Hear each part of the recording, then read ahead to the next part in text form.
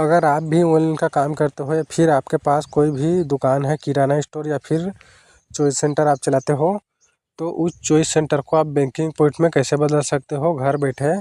आज के वीडियो में इसी की जानकारी देने वाला हूँ। अगर आप भी एयरटेल पेमेंट बैंक का रिटेलर आईडी BC आईडी लेना चाहते हो तो आप हमारे चैनल को सब्सक्राइब कर लीजिए। सब्सक्राइब करने के बाद वीडियो के डिस्क्रिप्शन में एक लिंक रहेगा, उस लिंक पे क्लिक करोगे कुछ इस प्रकार से यहाँ पर फॉर्म खुल के आ जाता है। तो यहाँ पर इस आईडी को आप लोगे तो इस आईडी में आप अकाउंट ओपन कर सकते हो, सेविंग अकाउंट और करंट अकाउंट भी ओपन कर सकते हो, DBT लिंक कर सकते हो, APS कर सकते हो, आधार पे से पैसा निकाल सकते हो और इसमें पासबुक भी डाउनलोड कर सकते हो आप। और इसमें माइनर बच्चों का अकाउंट ओपन कर सकते हो, जिसका एज 10 साल से 17 साल तक है उसका अकाउंट ओपन भी कर सकते हो और उसका DBT भी लिंक करके स्कॉलरशिप के लिए यहाँ पर आप उसका सब्सिडी भी यहाँ पर कर सकते हो। स्कॉलरशिप के लिए DBT लिंक, तो यहाँ पर इतना सारा कुछ यहाँ पर ऑप्शन मिलता है, मोबाइल रिचार्ज वगैरह सारा कुछ है। उसके बाद यहाँ पर लिंक पे क्लिक कर देने के बाद कुछ इस प्रकार से इसका रजिस्ट्रेशन पेज आ जाता है। तो यहाँ पर देखोगे एयरटेल पेमेंट बैंक रिटेलर करके है, उसके नीचे में यहाँ पर आपको दिखा देता हूँ थोड़ा जूम करके। यहाँ पर आपको अपना फुल नेम डाल देना है, उसके बाद यहाँ पर आपको मोबाइल नंबर डाल देना है, उसके बाद यहाँ पर आपको अपना शॉप का नाम डालना है। जैसे कि आपका शॉप का नाम किराना स्टोर है तो किराना स्टोर डाल सकते हो, फ़ोटोकॉपी शॉप है तो फ़ोटोकॉपी जो भी शॉप है उसको यहाँ पर आपको डाल देना है। उसके बाद यहाँ पर अगर आपके पास शॉप नहीं है तो आप यहाँ पर आपका अपना नाम भी डाल सकते हो। उसके बाद यहाँ पर शॉप एड्रेस आपका जैसे कि शॉप का कोई भी है एड्रेस आप उसको डाल सकते हो। आपके गांव में ही आपका शॉप है उसको आपका गांव का ही एड्रेस डाल देना है। अगर दूसरे गांव में आपका शॉप है तो आप दूसरे गांव का एड्रेस जहां पर आपका शॉप है उस एड्रेस को यहाँ पर डाल देना है। और यहाँ पर शॉप एड्रेस लाइन दूसरा है तो इसको आप डालना चाहो डाल सकते हो, अगर नहीं डालना चाहते हो तो इसको छोड़ भी सकते हो। उसके बाद यहाँ पर पिन कोड लिखा है तो यहाँ पर पिन कोड जो आधार कार्ड के पीछे होता है उस पिन कोड को यहाँ पर लिख देना है।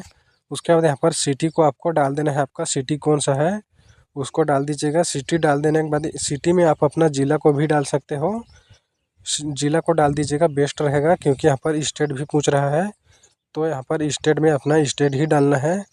उसके बाद यहाँ पर आपको अपना जो कि डिस्ट्रिक्ट है उसको यहाँ पर डाल देना है।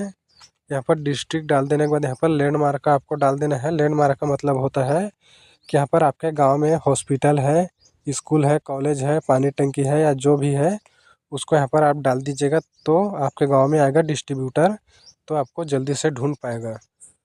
तो यहाँ पर डिस्ट्रीब्यूटर आता है, इस फॉर्म को आपको फिल करने के बाद आपके पास एक डिस्ट्रीब्यूटर कॉल करके आ जाएगा।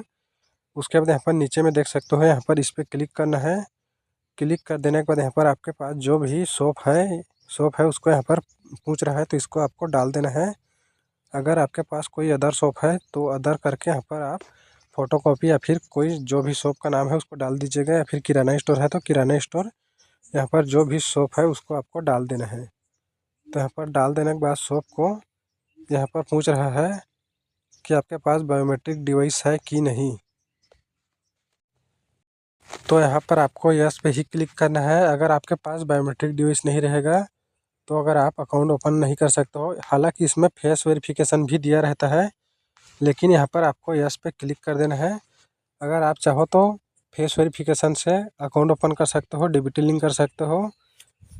और अगर आपको पैसा निकालना है, अगर इस आईडी को आप ले रहे हो तो आपके पास होना ही चाहिए, आपके पास फिंगरप्रिंट डिवाइस L1 का होना ही चाहिए, तभी आप इसमें काम कर सकते हो। अगर कोई पैसा निकालने के लिए आएगा तो उसका पैसा निकालने के लिए फिंगरप्रिंट डिवाइस लगता है। अगर आप बैलेंस चेक करना चाहते हो तो फेस से हो जाता है, लेकिन पैसा भी निकालना है तो उसके लिए आपको बायोमेट्रिक डिवाइस लेना ही चाहिए। उसके बाद यहाँ पर सबमिट पे क्लिक कर देना है, सारा डिटेल डाल देने।